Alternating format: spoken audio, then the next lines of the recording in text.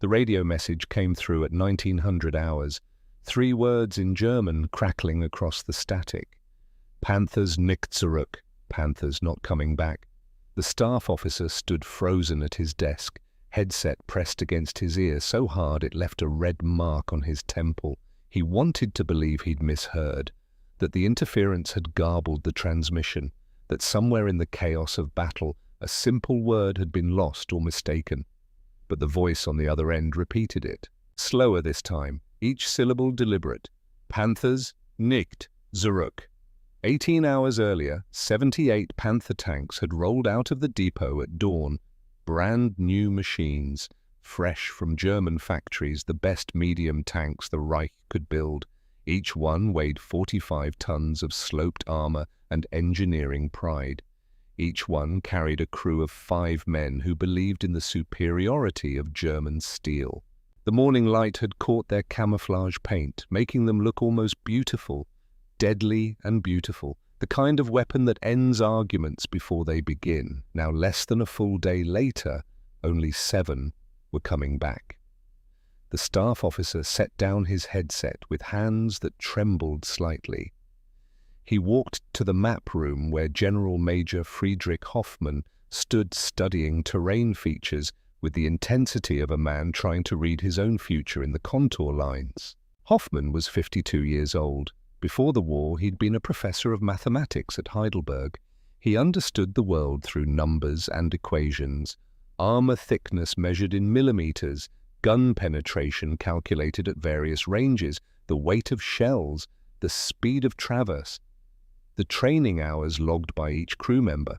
On paper, war was predictable. You counted your assets, you measured their capabilities, you compared them to enemy capabilities, then you calculated outcomes. The Panther tank was supposed to make those calculations simple. Introduced in 1943 after German forces had been shocked by the Soviet T-34, it represented everything Hoffmann believed in. Sloped armor that could deflect shells that would punch straight through flat plate. A 75mm gun that could destroy any Allied tank at distances where Allied guns were practically useless. Speed and reliability that older German tanks had lacked. 1 Panther should equal 5 Allied Shermans. That was the calculation. That was what the numbers said. Hoffmann had 78 Panthers. The mathematics seemed overwhelmingly in his favor.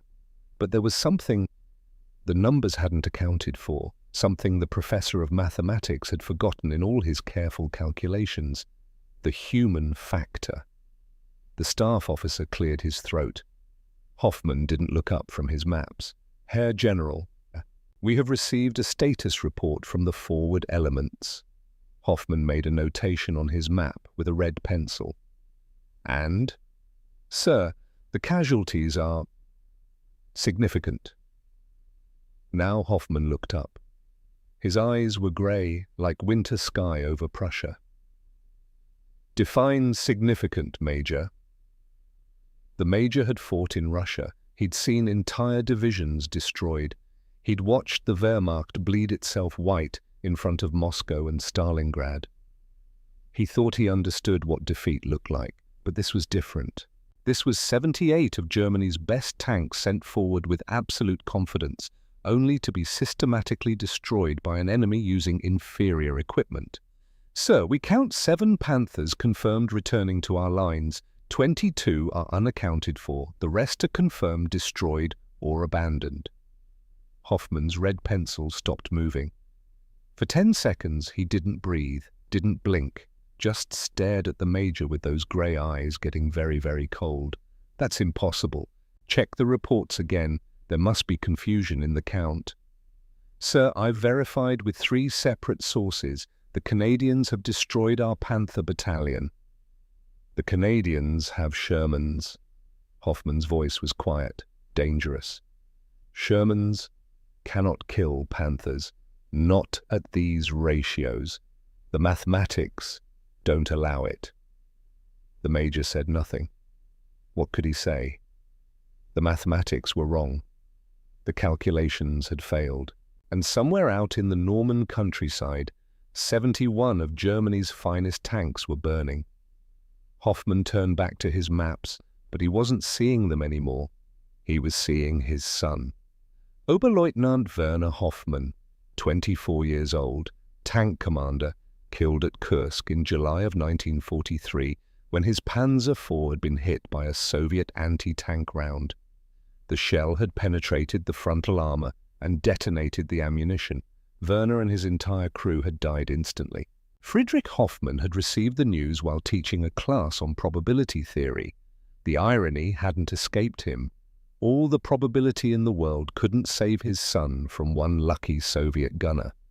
After that, he'd joined the Wehrmacht as a staff officer, applied his mathematical mind to the problems of modern warfare, tried to make the numbers work so that other fathers wouldn't lose their sons to bad calculations. He'd looked at those 78 Panthers as his second chance. His new sons, perfect machines operated by trained crews sent forward with overwhelming technical superiority. The numbers said they should win. The mathematics were clear. But the Canadians hadn't cared about his mathematics. 20 kilometers to the west, Sergeant Thomas Mackay sat in the commander's position of his Sherman Firefly, watching the sunrise through his periscope. 29 years old, from Alberta. Before the war, he'd been a hunting guide taking rich Americans into the Rockies after elk and grizzly bear. He knew how to track, how to wait, how to read terrain, how to kill something much bigger and more dangerous than himself by being smarter and more patient. Those skills translated surprisingly well to tank warfare. The Firefly wasn't a beautiful machine like the Panther. It was a standard Sherman chassis with a 17-pounder anti-tank gun squeezed into a turret that wasn't really designed for it. The gun was so long they'd had to cut a counterweight into the back of the turret to keep it balanced. The whole thing looked ungainly, awkward, but that 17-pounder could punch through a Panther's armor if you got the shot right. If you hit the weak points, if you were close enough, that was the key, distance. At 1,000 meters, a Panther could kill a Sherman before the Sherman's gun could even hurt it. The mathematics were brutal. The German tank could sit on a ridge and destroy Allied armor like targets at a shooting range. But at 200 meters, in broken terrain, with proper positioning, the equation changed. Mackay had learned that the hard way. His brother had died at Dieppe in 1942. Direct assault against prepared German positions.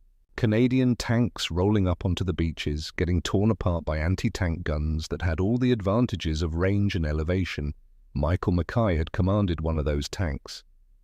He'd died because he'd fought the battle the Germans wanted to fight. At the range they wanted, on the terrain they'd chosen, Thomas Mackay had sworn never to make that mistake. Behind him, his gunner shifted in his seat. The kid was 19 years old, from Saskatchewan. He'd never even driven a car before joining the army, but somehow he'd ended up as a tank gunner, and he was frighteningly good at it. "Sarge, you see something?" Mackay adjusted his periscope, scanning the tree line 400 meters to their front. "Not yet, but they're coming. Intelligence says 70-plus Panthers moving to hold this sector." 70? The kid's voice went up half an octave. "Jesus, Sarge. We've got what, 20 Shermans? And most of them can't even hurt a Panther frontally. Which is why we're not going to fight them frontally." Mackay keyed his radio. "All Firefly units, this is Mackay. Remember what we practiced. Shoot and scoot. You get one good shot, maybe two if you're lucky, then you move. The second you stop moving, you're dead. The Panther's gun is better than ours. Their armor is better. Their optics are better. We do not fight them on their terms. We make them fight on ours." He released the radio key and looked down at his gunner. "You scared?" The Saskatchewan kid nodded. Yeah, I'm scared." "Good. Fear keeps you sharp. Just remember your training. Aim for the turret ring if you can. Side armor if you can't. And for God's sake, don't try to be a hero. Heroes get dead. We're not here to be heroes. We're here to kill German tanks and go home." 300 meters to their south, Private Robert Chen lay in the basement of a ruined farmhouse, holding a Piat launcher and trying not to vomit from fear. 21 years old, Chinese-Canadian. His parents had come to Vancouver in 1922, part of the small Chinese community that had built the railroads and stayed to build lives. When war broke out, Robert's father had told him to volunteer, to prove their loyalty, to show that Chinese Canadians were as committed to defending their country as anyone else. So Robert had enlisted, and somehow he'd ended up in an anti-tank unit carrying a weapon that seemed designed to get you killed. The Piat was a spring-loaded launcher that fired a 3-pound bomb about 100 meters on a good day. 40 meters was more realistic, which meant you had to get close enough to a 45-ton German tank to practically touch it before you could engage. The weapon was awkward, heavy, difficult to reload. The spring mechanism kicked like an angry mule when you fired it, leaving bruises that lasted for weeks. But it worked. Chen had seen it work. 2 weeks ago, he'd watched his team leader destroy a Panzer IV from 30 meters away. The bomb had hit the tank's side armor and detonated, tearing through the thinner plate and killing the crew instantly. His team leader had died 3 days later, different tank, different battle. The Panzer had spotted them before they could get into position, and the machine gun fire had cut the team leader in half. Now Chen was the senior man on the team, which meant he carried the PIAT, which meant he'd be the one crawling toward German tanks while they looked for targets. His sergeant was a Scotsman named MacLeod, barrel-chested, with a beard that violated about 6 different uniform regulations. He sat next to Chen in the basement, calmly eating a chocolate bar. "You'll do fine, lad." Chen's hands were shaking. "I don't feel fine." "Nobody does before their first real action, but you volunteered for this team. That takes courage." "I volunteered because I was afraid." The words came out before Chen could stop them. "My friend Jimmy died because he was too scared to get close to a German tank. Froze up, just froze, and the tank spotted his position and killed him. I figured, if I'm going to die anyway, better to die facing the thing I'm afraid of." MacLeod nodded slowly. "That's not cowardice, son. That's the opposite of cowardice. Courage isn't not being afraid. Courage is being terrified and doing the job anyway." Chen looked down at the PIAT. "This thing has a range of 40 meters. 40 meters. That Panther out there has a machine gun that can kill me from 400 meters. How is that fair?" "It's not." MacLeod finished his chocolate bar and stood up, brushing off his uniform. "War isn't fair. War is about who's willing to do what needs doing, regardless of fair. The Germans have better tanks, so we don't fight their tanks directly. We ambush them, we get close, we use terrain, we coordinate with the Fireflies and the towed guns.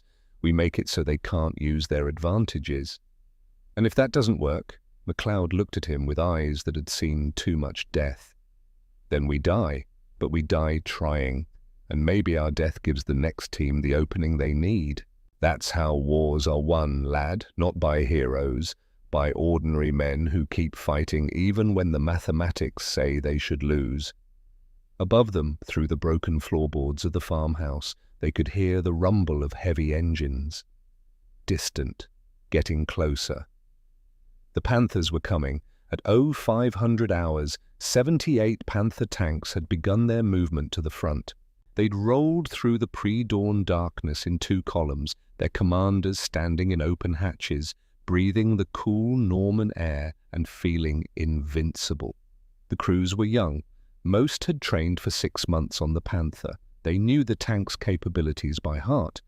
Armor thickness, 80 millimeters frontal, sloped at 55 degrees, giving effective thickness of 140 millimeters.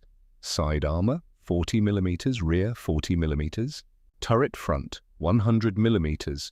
Gun, 75 millimeter KWK-42L/70, capable of penetrating 130 millimeters of armor at 1,000 meters.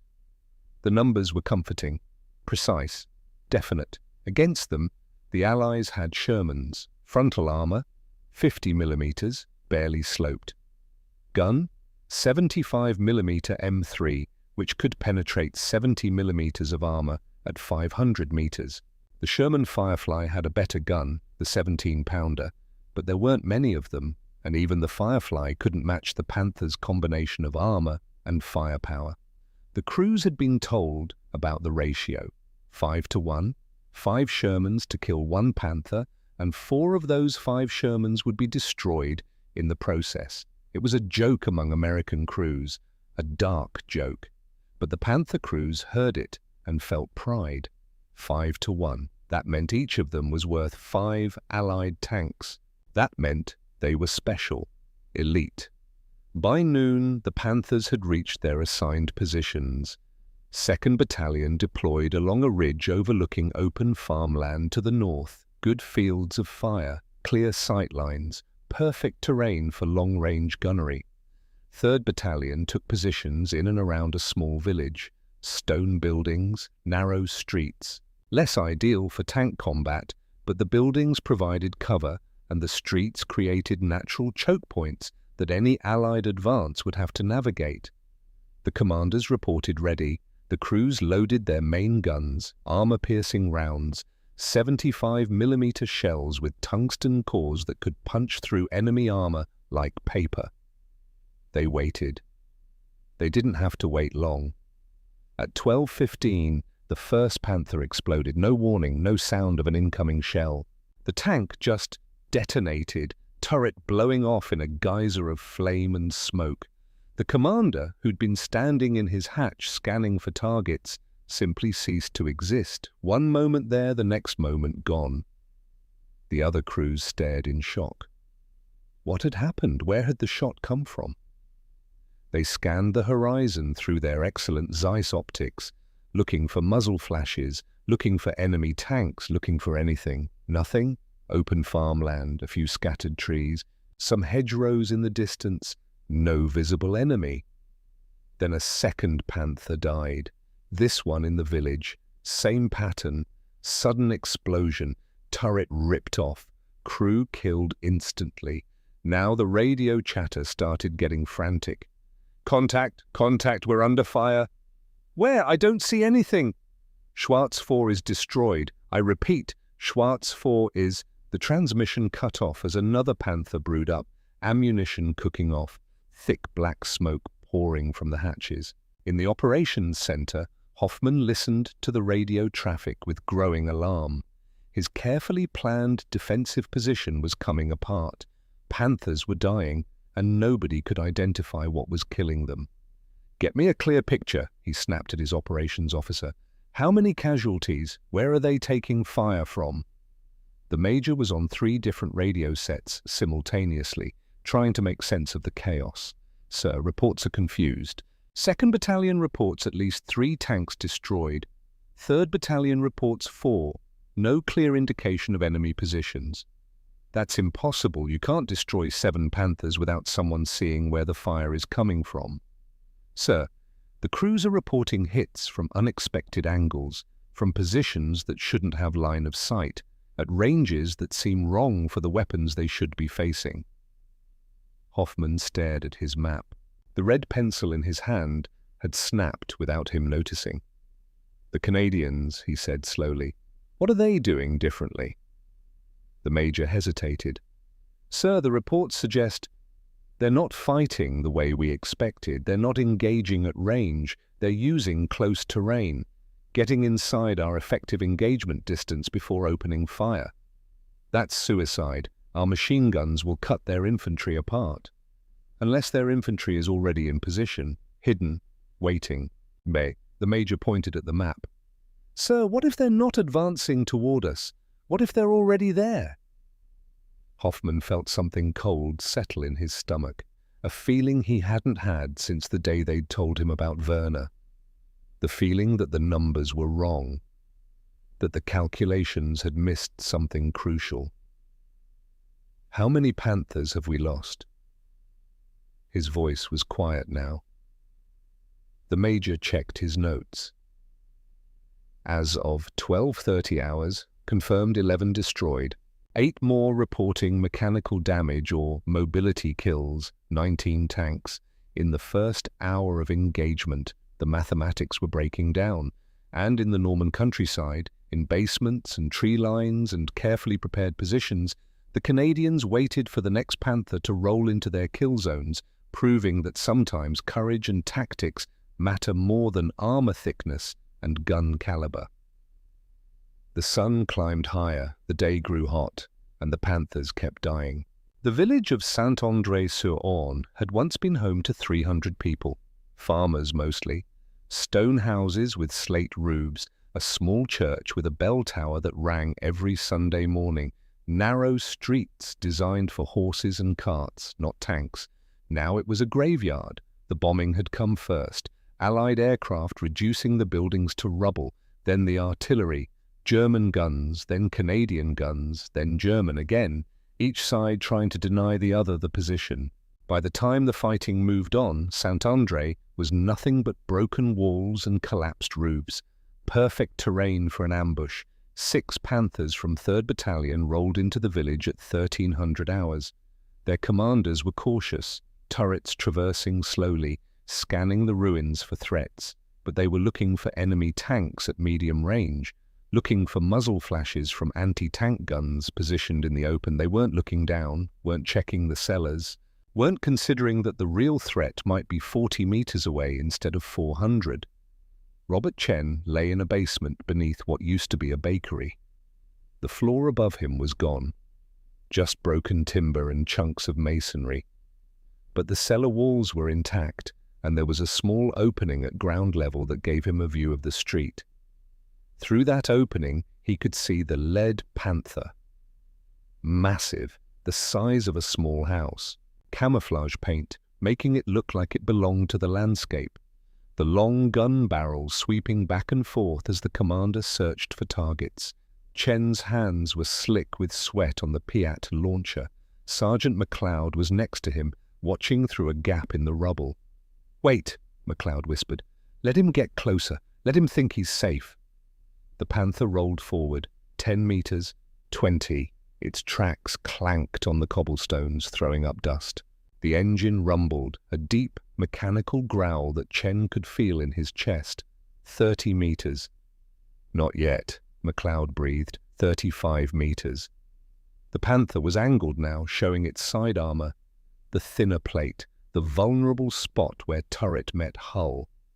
Now, Chen rose from cover, Piat already braced against his shoulder. No time to think, no time to be afraid, just aim at the junction point and pull the trigger. The spring released with savage force.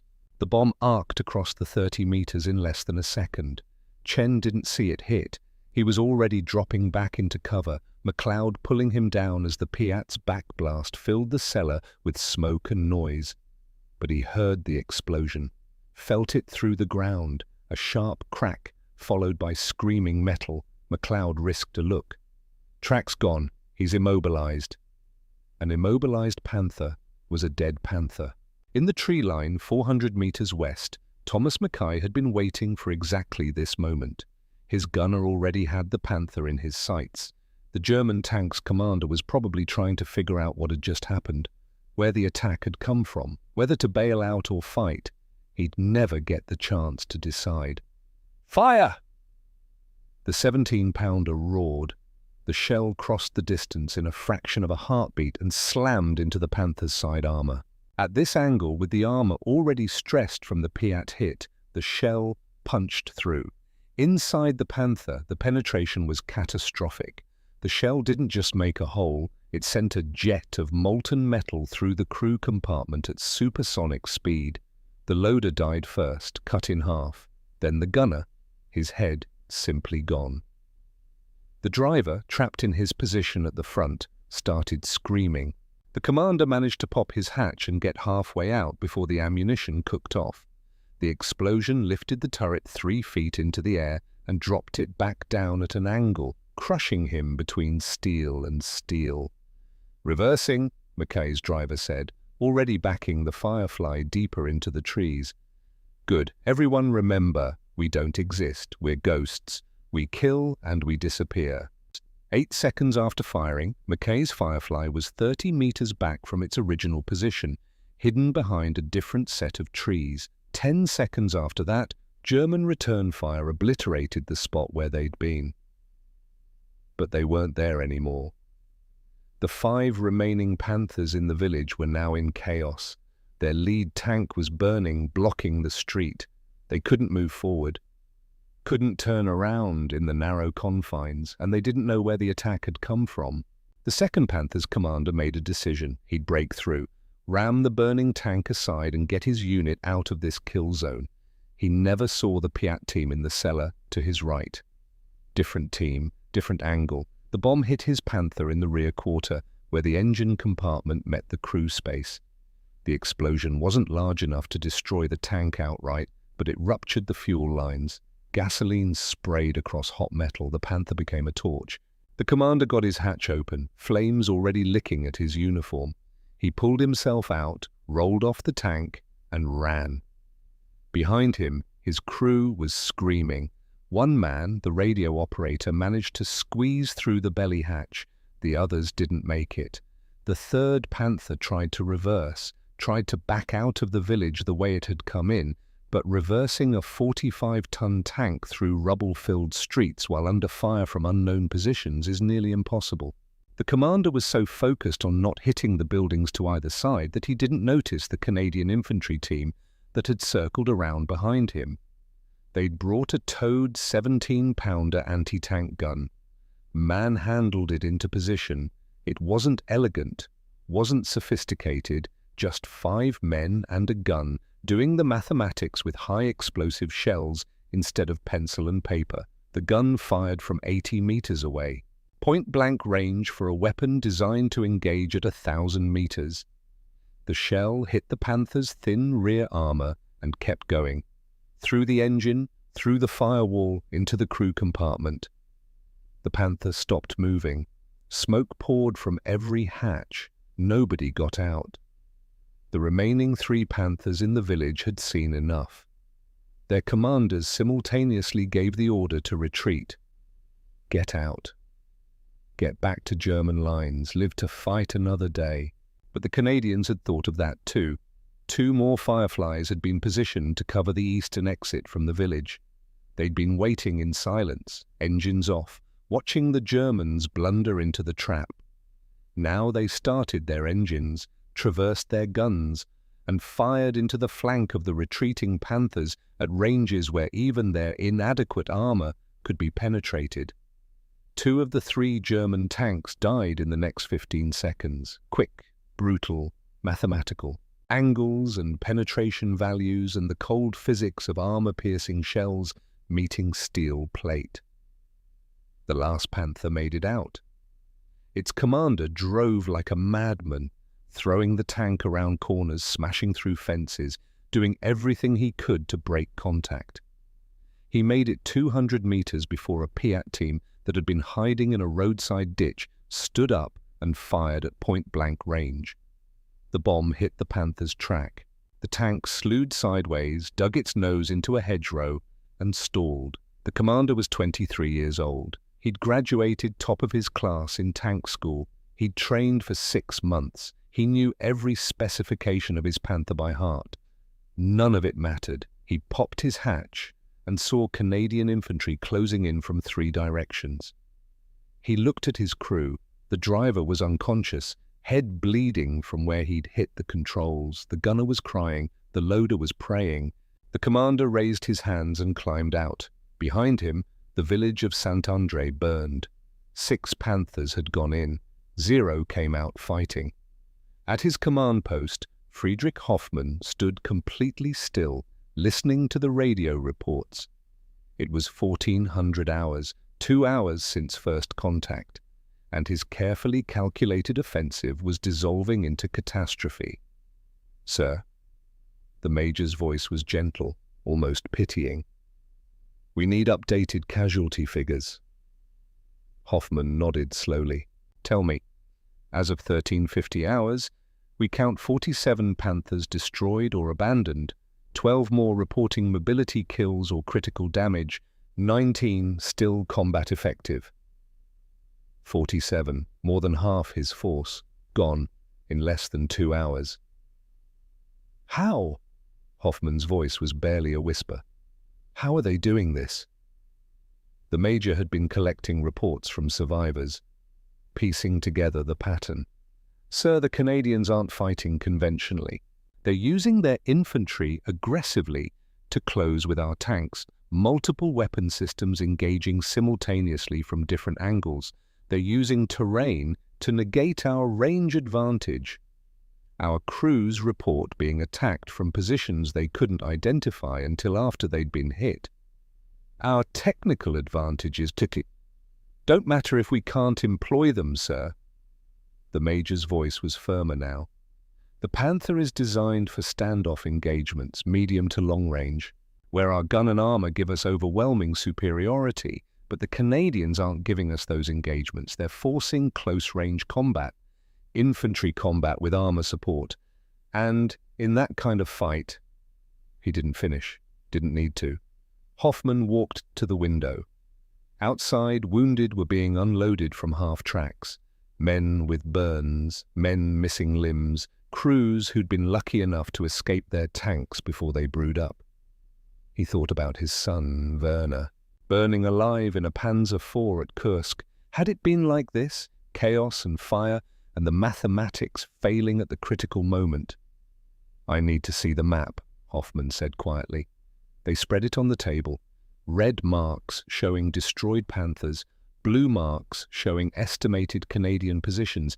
The pattern was clear now. The Canadians had prepared the battlefield, chosen the ground, created overlapping kill zones where German armor would be forced to fight at close range in broken terrain against an enemy that attacked from multiple directions simultaneously. It was brilliant. It was also deeply, personally humiliating, because Hoffman had missed it. He'd been so focused on his numbers, his calculations, his mathematical certainty, that he'd forgotten war is fought by human beings who refuse to behave like variables in an equation. "Sir?" The Major was watching him carefully. "Your orders?" Hoffman opened his mouth to speak, then closed it. What could he order? Push forward and lose the rest? Pull back and admit defeat? The decision was made for him. In the northern sector, 2nd Battalion was dying. They'd deployed along a ridge with perfect fields of fire, exactly as doctrine specified, exactly as the mathematics suggested. Hull-down positions where only their turrets were exposed, clear sight lines for 1,000 meters in every direction.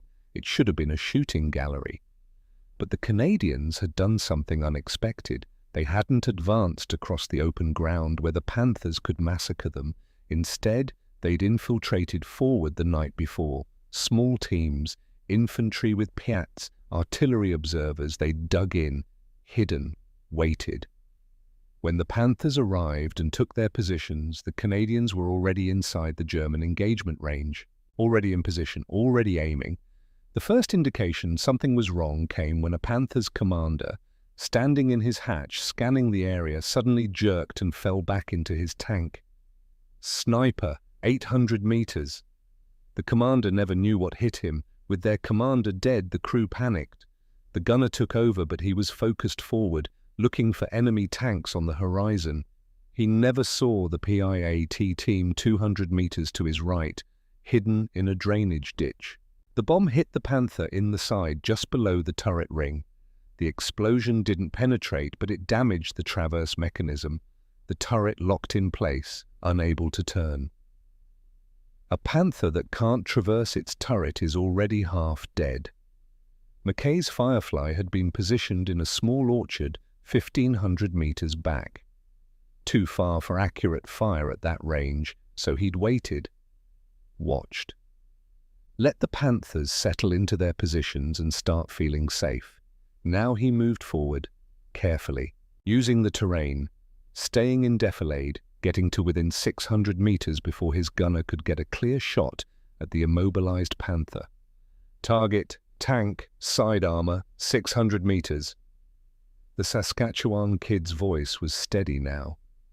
The fear was still there, but he'd learned to work through it. Identified. Fire when ready. The 17-pounder spoke. The shell took less than a second to cross the distance. It hit the Panther exactly where the Piat had damaged the armor. The penetration was total. The Panther's ammunition exploded in a single, catastrophic detonation. The turret flew 20 feet into the air, spinning like a coin. When it came down, it crushed the engine deck, and the tank settled into the ground, smoke pouring from every opening. "Reverse," Mackay said. His driver was already moving. 10 seconds later, they were back in the orchard, invisible again. The other Panthers on the ridge had seen one of their own destroyed, but they couldn't tell where the shot had come from. The Canadian infantry was closer now, using the confusion to advance. PIATs and sticky bombs and raw courage closing the distance. One Panther commander saw movement in the brush to his front. He ordered his gunner to fire. The high-explosive shell obliterated a Canadian infantry position, killing 3 men. But firing revealed his position to a towed 17-pounder that had been set up in a barn 400 meters away. The Canadian gun crew had perfect concealment, perfect fields of fire. They'd been waiting for a target. They got one. The barn doors swung open. The gun fired. The shell hit the Panther in the frontal armor, right where the glasses met the lower hull. A perfect shot. The armor there was angled, but the range was close and the angle of impact was almost perpendicular. The shell went through, detonated inside the crew compartment, killed everyone instantly. 2nd Battalion broke. Not an organized withdrawal, not a tactical repositioning. They broke. Commanders started their engines and pulled back without orders. Some tried to cover each other. Some just ran. The discipline that had been drilled into them in 6 months of training evaporated under the reality of watching their supposedly invincible tanks burning like torches. The Canadians pursued, not with tanks, with infantry, Piat teams and sticky bombs and grenades, attacking the Panthers as they retreated, hitting them in the flanks, in the rear, in the vulnerable spots that designers had tried to protect with careful positioning and tactical doctrine. But doctrine assumes you're fighting the battle you planned for. The Germans had planned for long-range gunnery duels. They got close-quarters ambushes. By 1500 hours, 2nd Battalion had ceased to exist as a fighting force. Robert Chen sat in the cellar of the bakery, hands shaking so badly he could barely hold his canteen. He'd killed men today, watched them burn, watched them die. He'd looked into the eyes of a German soldier who'd crawled out of a burning Panther, uniform on fire, skin melting, and the German had looked back at him for maybe 2 seconds before collapsing. Those eyes. Chen would see those eyes for the rest of his life. "Drink." Sergeant MacLeod pressed the canteen into his hands. "You did good work today, lad." "I killed people." Chen's voice was hollow. You did. And if you hadn't, they'd have killed our boys.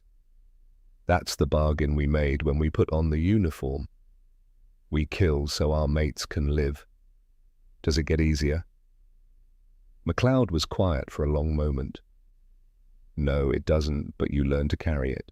Learn to keep doing the job even when it tears you up inside. That's what being a soldier is. Not the glory and not the medals, just carrying the weight and doing the work anyway." Above them, another Panther rumbled past, trying to escape the village. MacLeod checked his watch. "That's the 7th one trying to break out. We've killed 11 in here.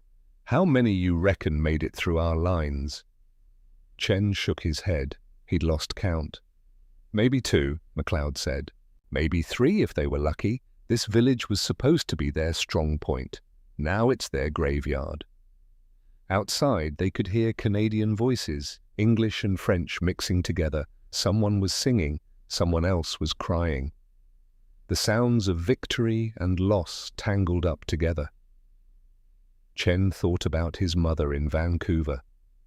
Wondered what she'd think if she could see him now. Covered in brick dust and gunpowder residue, hands still shaking from firing a weapon designed to kill men inside steel boxes. Would she be proud or horrified? Both, probably, like he was. The sun was starting to set. The battle had raged for 5 hours. In that time, the Germans had lost more Panthers than most units lost in a month of heavy combat. And in his command post, Friedrich Hoffmann was learning that sometimes the numbers lie. Sometimes courage matters more than mathematics. And sometimes the side with inferior equipment wins because they refuse to fight the battle the enemy expects. At 1700 hours, Friedrich Hoffmann gave the order he'd never imagined giving. All units, general withdrawal, fall back to secondary positions. His hand didn't shake as he wrote the order, his voice didn't crack when he spoke it into the radio, but something inside him had broken. Something that had to do with certainty and faith in mathematics and the belief that superior equipment meant inevitable victory.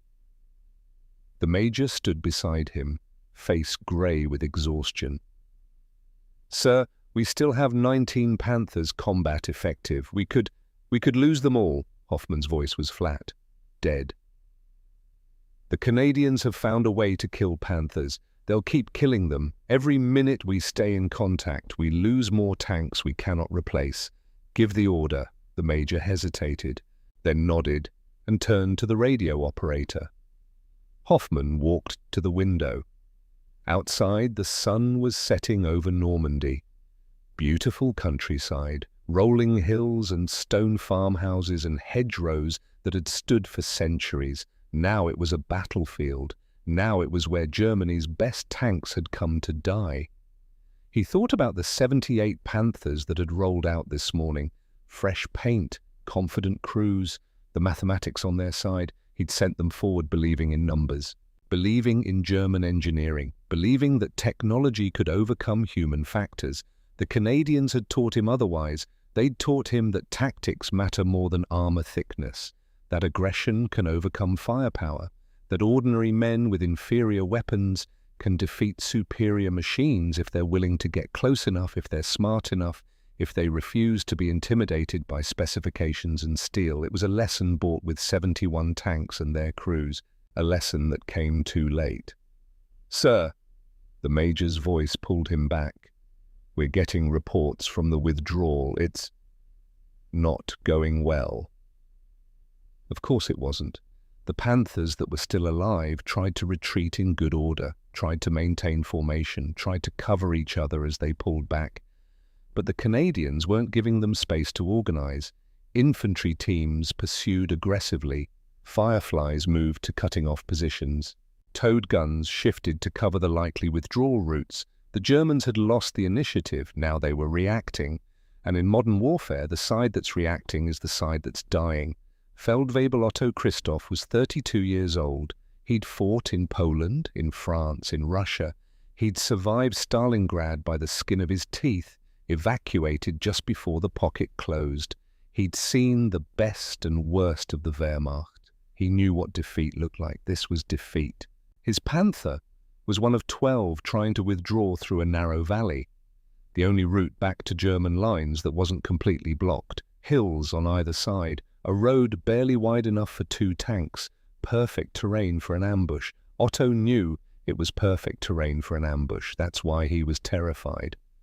"Driver, maintain formation. Gunner, watch the hillsides. They'll hit us from elevation if they're smart." "They've been smart all day, Feldwebel," his gunner said. The kid was 19. This was his first real battle. He'd aged 10 years in 5 hours. The column moved forward, engines straining, tracks throwing up dust, every commander scanning the terrain, waiting for the attack they knew was coming. Behind Otto's Panther, a younger commander was struggling. His tank kept falling out of formation. The driver was inexperienced, having trouble with the transmission. The tank would surge forward, then slow down, creating gaps in the column. Otto watched it happen and felt sick. That gap was a vulnerability, an invitation. "Radio the tank behind me. Tell them to maintain proper spacing or they'll get us all killed." The message went out. The young commander acknowledged, tried to do better, but his driver was panicking now, and panic makes you stupid. The gap widened. That's when the Canadians hit them, not from the hillsides, from behind. They'd circled around, moved faster than the Germans thought possible, and set up a blocking position at the rear of the column. A Firefly and 2 towed guns opened fire simultaneously. The last 3 Panthers in the column died in 15 seconds, just gone. Burning metal and screaming men and the smell of cooked flesh. The column tried to speed up, tried to break through before the Canadians could reposition. But speeding up on a narrow road with clumsy drivers and exhausted commanders meant mistakes. One Panther took a corner too fast, through a track, and slewed into a ditch. Immobilized, the crew bailed out immediately, running for the trees, smart.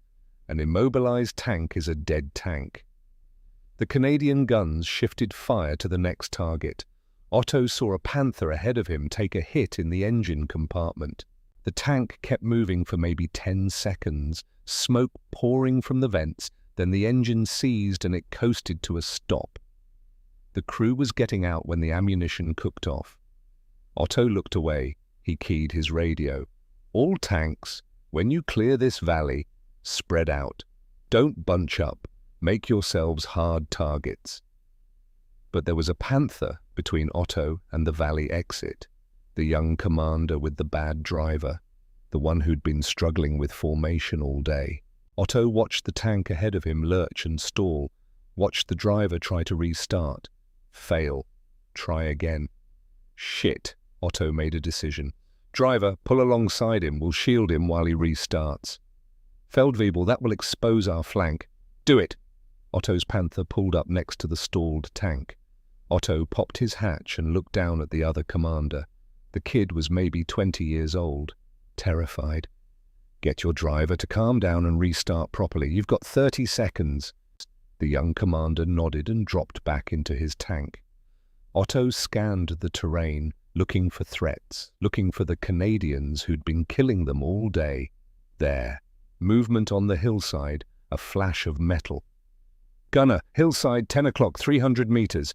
The Piat bomb hit Otto's Panther in the side before his gunner could traverse the turret. The explosion was enormous at this range. The bomb punched through the thinner side armor and detonated inside the crew compartment. Otto felt the heat, felt the pressure wave, felt something wet and hot splash across his face. His gunner's blood, he realized distantly. Then he felt nothing. The young commander in the other Panther watched Feldwebel Christoph's tank explode, watched it burn, watched a man who'd been trying to save him die instead. His driver got the engine started. The young commander didn't say anything, just pointed forward. They drove past the burning Panther. Past the man who'd sacrificed himself for a stranger. The young commander was crying, but he kept his tank moving, kept following the road, kept trying to survive. Behind him, Otto's Panther burned like a funeral pyre. 4 Panthers made it back to German lines. One of them broke down within the hour. Transmission failure. The kind of mechanical problem that could have been fixed with time and parts. But there was no time and there were no parts. 3 Panthers remained operational.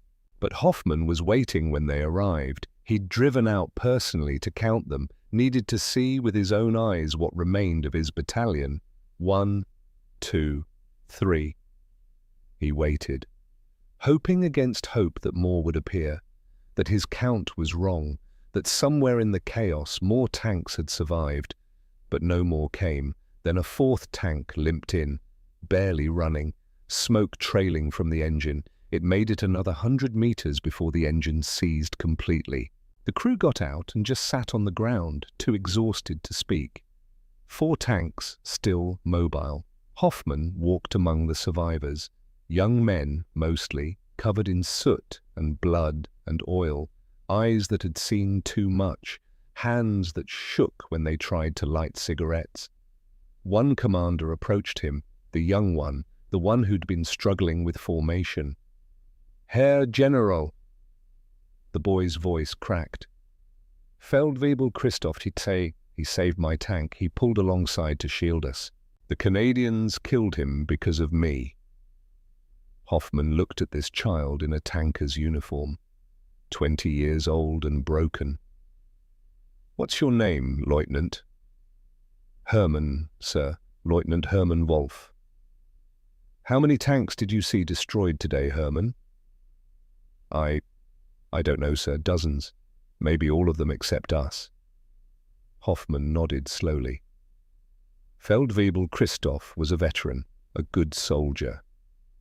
He made a tactical decision to protect a fellow tank. That decision cost him his life. But it wasn't your fault. It was mine. Herman stared at him. Sir, I sent you into a battle I didn't understand, against an enemy I underestimated, with tactics that assumed the enemy would cooperate with my plans. Hoffman's voice was hollow. Christoph died because I was arrogant, because I believed in numbers more than I believed in the men fighting for me. That's on me, not you. Hoffman turned away before Herman could respond, walked back to his command vehicle. Inside, the major was waiting with final casualty reports. Sir, final count. 7 Panthers returned to our lines, 4 are still operational, 3 are damaged beyond field repair. 7 out of 78. Crew casualties? The major consulted his clipboard. 214 confirmed killed, 63 wounded, 71 missing, presumed dead or captured. Nearly 350 men, an entire battalion's worth of trained tank crews. Irreplaceable at this stage of the war, Germany's training pipeline was breaking down. The Eastern Front was devouring men faster than they could be replaced. Every crew lost here was a crew that couldn't be used somewhere else. Canadian losses? Intelligence estimates 8 Shermans destroyed, 23 infantry killed, unknown number wounded. 8 Shermans for 71 Panthers. The mathematics had reversed. The equation had flipped. The dark joke about 5-to-1 ratios had become a nightmare in the opposite direction. Hoffman sat down heavily. I need to write letters. Sir? To the families. 71 tank commanders. They all had families, wives, mothers, children. They deserve to know it was my fault. The major was quiet for a moment. Sir, that's not standard procedure, but I don't care about procedure, I care about the truth. Hoffman pulled out paper and a pen. Leave me. The major left. Hoffman sat alone in the command vehicle as darkness fell, and he began to write. Dear Frau Weber, your husband, Lieutenant Hans Weber, was killed in action on August 15th, 1944, while under my command. He died because I made errors in judgment. I believed too much in the superiority of our equipment and not enough in the capabilities of our enemy. He wrote through the night, 71 letters, each one personal, each one admitting his failure, each one trying to explain why a husband or son or brother wasn't coming home. By dawn, his hand was cramping and his eyes burned with exhaustion, but he finished, signed each letter, sealed each envelope. It wouldn't bring them back, wouldn't change what had happened. But it was the only thing he could do. The only mathematics that mattered now was the count of the dead. On the Canadian side, the victory was real, but muted. Thomas Mackay sat on the front slope of his Firefly, cleaning the gun.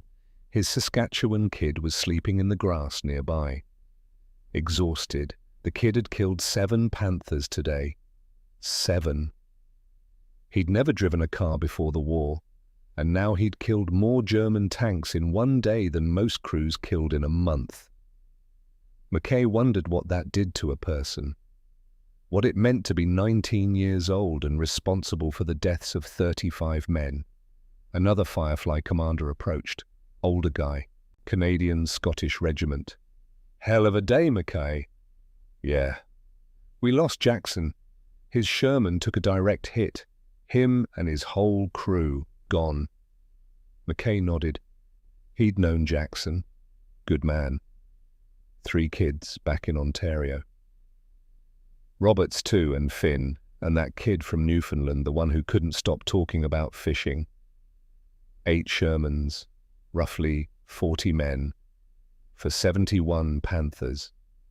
By the mathematics, it was a victory, an overwhelming victory. The kind of kill ratio that military academies would study for decades. But when Mackay closed his eyes, he didn't see numbers. He saw Jackson's face, Robert's laughing at a bad joke, the Newfoundland kid demonstrating how to cast a fishing line. "We did good today," the Scottish commander said quietly.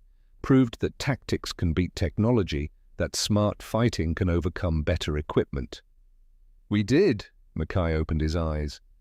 "And we'll do it again tomorrow and the next day, until we run out of Germans, or we run out of us." "You think there'll be more Panthers?" Mackay looked toward the German lines. Somewhere out there, what was left of the Panther battalion was licking its wounds, trying to make sense of what had happened. "Yeah, they'll send more. They're Germans. They'll analyze what went wrong. They'll adapt. They'll try again. And we'll kill them again. That's the job." The Scottish commander left. Mackay went back to cleaning his gun, methodical, careful. The work helped him not think about the burning tanks, the screaming men, the smell of cooked flesh. His Saskatchewan kid woke up, looked around, disoriented. "Sarge, did that really happen?" "Yeah, kid, it happened. I killed people today. You did your job, you protected your mates. That's all any of us can do." The kid was quiet for a long time. Then, "Will there be more?" Mackay thought about lying. Thought about telling the kid it was over, they'd broken the Germans, there wouldn't be more fighting. But the kid deserved the truth. "Yeah, there'll be more. The war's not over, but we know how to fight them now. We know their tanks aren't invincible, and that knowledge, that's worth something." The Saskatchewan kid nodded. Didn't look convinced, but nodded anyway. They sat in silence as the sun came up on a new day. Somewhere behind them, Robert Chen was being awarded a medal for valor. Somewhere ahead of them, the Germans were rebuilding what they could. And somewhere in between, in the fields and villages of Normandy, 71 Panther tanks sat where they'd died, monuments to the day mathematics failed.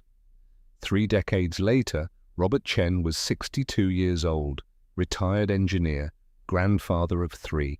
He'd gone back to school after the war on veterans' benefits, got his degree, built a good life. He never talked about